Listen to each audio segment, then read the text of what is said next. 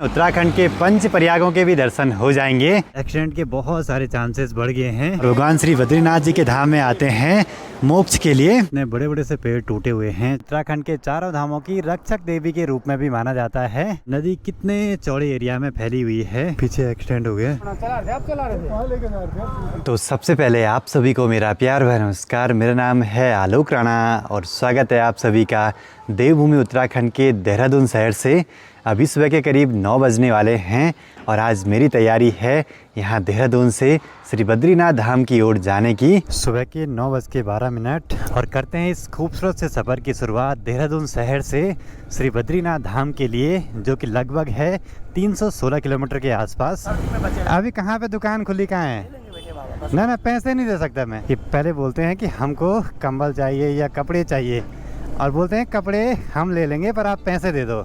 उन्होंने देखो यहाँ पे मिर्ची वगैरह लगाई है। वैसे मुझे सुबह 6 बजे के आसपास निकल जाना था, लेकिन कल रात काफ़ी देर तक वीडियो एडिटिंग करी तो फिर नींद बिल्कुल नहीं खुली भाई। अरे भाई कहाँ घुमा रहे हो? लगी तो नहीं, पर अचानक से मोड़ रही गाड़ी, पता नहीं क्या सीन है। छोड़ो। यहाँ पे इस फ्लाईओवर पे उत्तराखंड के चारों धामों के चित्र बनाए हुए हैं। 3 धाम में तो दर्शन हो चुके हैं, बस अभी श्री बद्रीनाथ धाम की ओर जाना है। अब यहाँ से 2 रास्ते कटते हैं। अगर लेफ्ट को जाऊँगा तो गंगोत्री यमुनोत्री धाम के लिए और राइट का रास्ता यहाँ से श्री बद्रीनाथ धाम और केदारनाथ धाम के लिए। अब यहाँ से श्री बद्रीनाथ धाम 291 किलोमीटर और केदारनाथ धाम 223 किलोमीटर और ये पूरा सफ़र पहाड़ों में होने वाला है। इसके बाद अब हाँ बैठो, तब पकड़ के रखना बैग को ढंग से। घर केदारनाथ साइड आराम से उतरना। थोड़ा सा डर तो लगता है, जिन्होंने थोड़ा सुबह सुबह लगाई रहती है। अभी इस रूट पे काफ़ी ज़्यादा ट्रैफिक दिखाई दे रहा है, मतलब कि श्री बद्रीनाथ धाम की ओर काफ़ी ज़्यादा यात्री लोग अभी जा रहे हैं। बस मुझे ना थोड़ा सा इस बाइक को दिखवाना पड़ेगा। गियर लीवर पीछे से दबाने को नहीं हो रहा है, जिससे कि आगे से फंसा के डालने में मेरा जूता ख़राब हो रहा है। ये देखिए जी, आजकल भी पत्थर गिरे हुए हैं ऊपर से और यहाँ करा जा रहा है ये भूमि संरक्षण का काम, मतलब कि फेंसिंग करके उस पर कंक्रीट डाल के पहाड़ को जरा स्टेबल करा जाएगा। पीछे एक्सीडेंट हो गया। वो मेरे पीछे आ रहे थे स्कूटी वाले, बड़ी भयंकर तेज से लगी भाई। एक काम करो, ये उतार दो जरा ना, इसको उतारो, रिलैक्स हो जाओ। 4 नंबर की गाड़ी, सीधे टायर ही फट गया भाई। अच्छी बात है कि वो भाई सेफ है, नहीं तो इतनी जोर से गिरे ना, मतलब बहुत तेज आवाज़ आई टक्कर की। 4 धाम की सड़कें बनी हैं, यात्रियों को सुविधाएं तो बहुत हुई हैं, लेकिन इसके साथ साथ एक्सीडेंट के बहुत सारे चांसेस बढ़ गए हैं, क्योंकि हर कोई चाह रहा है कि वो तेज स्पीड से चले और जल्दी पहुँचे। ये साल नहीं गए जो टाइम ही नहीं मिली यार। सफ़र में आगे बढ़ते हुए अभी पहुँचे हैं देवप्रयाग में। ऋषिकेश से श्री बद्रीनाथ धाम की यात्रा करते हुए आपको रास्ते में उत्तराखंड के पंच प्रयागों के भी दर्शन हो जाएंगे। ऊपर की ओर बढ़ते हुए पहला प्रयाग देवप्रयाग है और यहाँ पे है अलकनंदा और भागीरथी नदी का संगम। अलकनंदा यहाँ पे शांत रूप से आगे को बढ़ती है, जबकि भागीरथी नदी का प्रभाव काफ़ी तेज़ दिखाई देता है और दोनों यहाँ से मिलके माँ गंगा कहलाती हैं।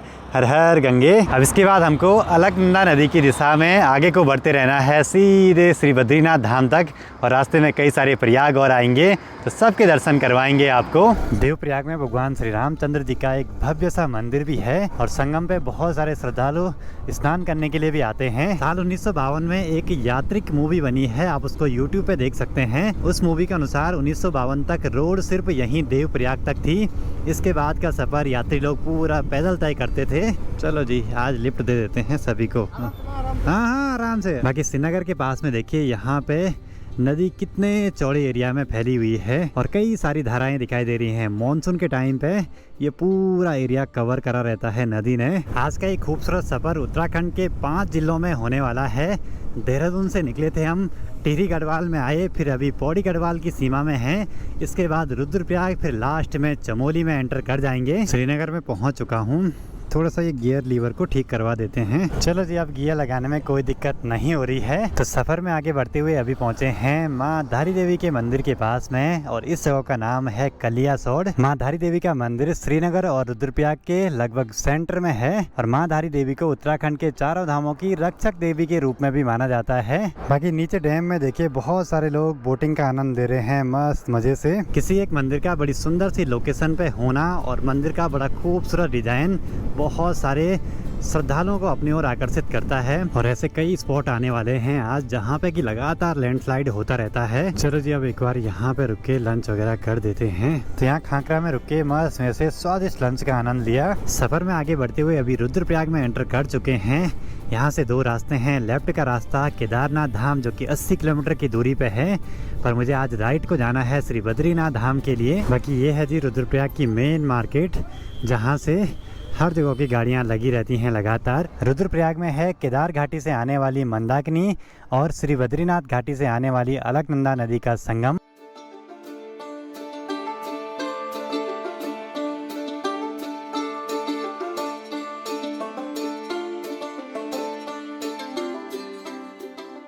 ठीक सामने पे जो टनल बन रही है ना, वही रुद्रप्रयाग बाईपास वाली टनल सीधे यहाँ इस वाले रूट पे मिल जाएगी। कल 17 तारीख को रात 9 बजे के आसपास भगवान श्री बद्रीनाथ जी के कपाट क्लोज कर दिए जाएंगे। तो आज या कल दिन तक दर्शन करना बड़ा जरूरी है श्री बद्रीनाथ धाम में हमें। ये लोग भी शायद गिरे हैं यहाँ पे।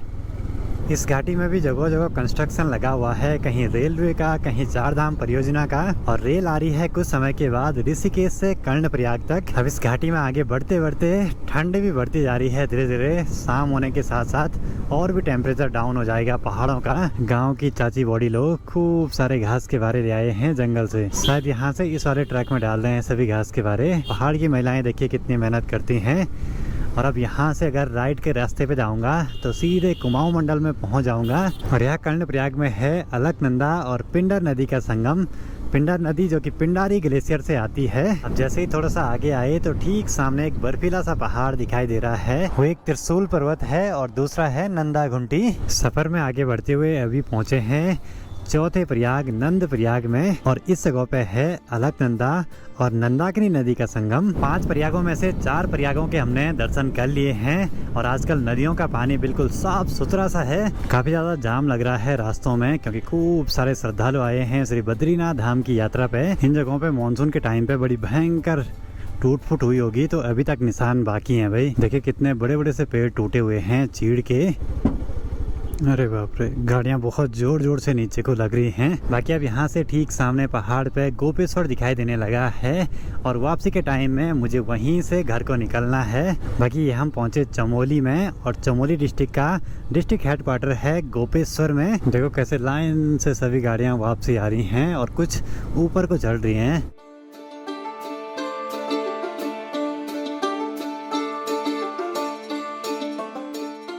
सिर्फ एक साइड की ही गाड़ियां एक बारी में आ सकती हैं। चलो जी, बड़ी मुश्किल से जाम खुला है जब एक भाई आगे जाके गाड़ियों को रोकने के लिए गया। थैंक यू भाई।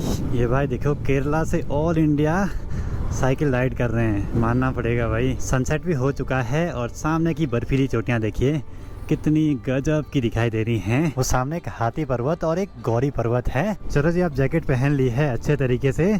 और जैसे जैसे ऊपर को बढ़ रहे हैं तो ठंडा भी बढ़ता जा रहा है। जैसे जैसे अंधेरा हो रहा है मुझे एहसास हो रहा है कि मेरी बाइक की लाइट नहीं जल रही है। पता नहीं क्या हो गया इस लाइट को। हाई बीम जल रही है। अब ऐसे में अंधेरे में कैसे चलाऊंगा बाइक। बहुत लंबा जाम लग रहा है ऐसी जगहों पे जहाँ पे लैंडस्लाइड होता है बहुत ज़्यादा। हाँ ठीक है, बढ़िया।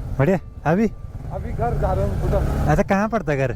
बड़ा गाँव। चलो जी, पहुँच चुके हैं जोशीमठ में। वैसे यहाँ भी रुक सकता था, लेकिन अब इसके आगे बोला रोड काफ़ी सही है, तो फिर आज ही पहुँच सकते हैं श्री बद्रीनाथ धाम में। बाकी यहाँ जोशीमठ में है नरसिंह भगवान जी का मंदिर। ये रगड़ेगा आज इस गाड़ी को। कुछ लोग ऐसे अपनी गाड़ी छोड़ देते हैं। अब यहाँ से निकलेगी, पर निकलेगी कैसे गाड़ियाँ। जोशीमठ से थोड़ा आगे आते ही यहाँ पे है पंच प्रयागों में से आज का हमारा अंतिम प्रयाग विष्णु प्रयाग, जहाँ पे कि अलकनंदा और धौली गंगा का संगम होता है। अभी पहुँचे हैं हनुमान चट्टी में। जय हो बजरंगबली।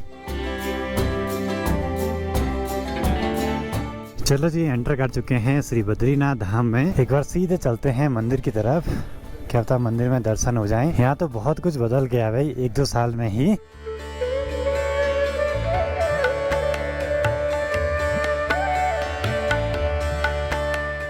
रात के 9 बजने वाले हैं और पहुंच चुके हैं भगवान श्री बद्री विशाल जी के मंदिर के प्रांगण में। मंदिर के अंदर गया था मैं, बस दर्शन नहीं हो पाए क्योंकि अभी कपाट क्लोज हो चुके हैं। और आप लोग भी दर्शन कीजिए भगवान बद्री विशाल जी के मंदिर के प्रवेश द्वार के। और मंदिर इस प्रवेश द्वार के बैक साइड में है। यात्रा की मेरी शुरुआत हुई थी यमुनोत्री धाम में, जहाँ लोग भक्ति के लिए जाते हैं। उसके बाद गंगोत्री धाम में ज्ञान के लिए, केदारनाथ धाम में वैराग्य के लिए, और भगवान श्री बद्रीनाथ जी के धाम में आते हैं मोक्ष के लिए। जय हो भगवान बद्री विशाल जी। आप सभी लोगों पर भी भगवान जी की कृपा दृष्टि बनी रहे। भगवान बद्रीनाथ जी का मंदिर उत्तराखंड के 4 धामों में से एक और भारत के 4 धामों में से भी एक है, जिस वजह से यहाँ पूरे देश विदेश से लोग आते हैं भगवान जी के दर्शन करने के लिए।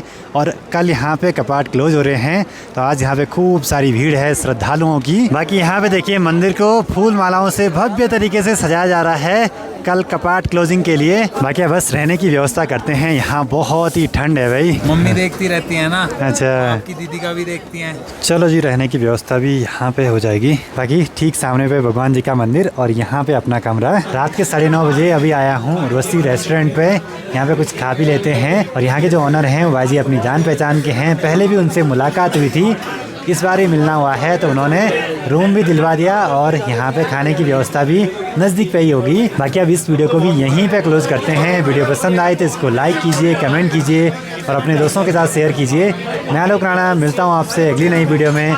तब तक के लिए जय हिंद, जय भारत, जय जय भूमि उत्तराखंड।